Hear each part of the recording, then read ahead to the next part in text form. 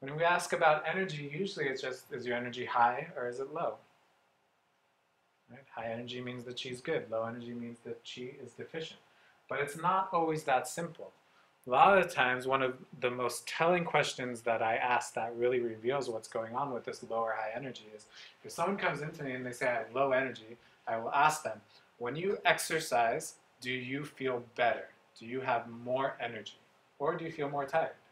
If they truly have a chi deficiency, they will go, they'll exercise, and afterwards they'll feel even more depleted because they just used up all their chi, or a lot of their chi.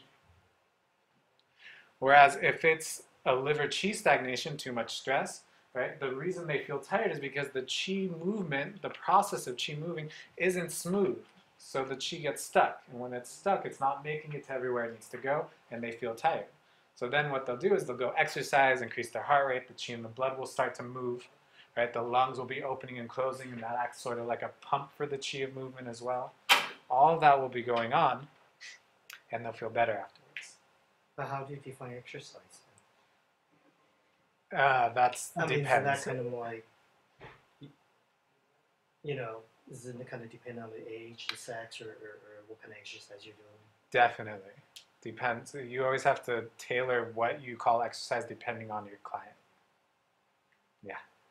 So is there a general rule of thumb, if, I don't know, a basketball game versus a brisk walk, then um, at what point, what are the major symptoms that it's a chi deficiency? I will base it on what their baseline is. Okay. Say, how much exercise are you doing now? What type of exercise? Okay, when you do that exercise, do you feel better or worse afterwards? Okay, if they don't really know, then I'll say, go ahead and increase that amount of exercise slowly. Right? If you're walking a mile, walk a mile and a quarter or a mile and a half.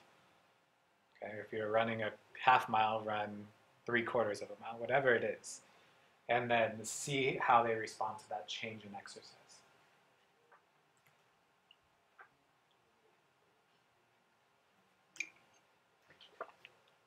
That good? That answer the question? Yeah. Thank you.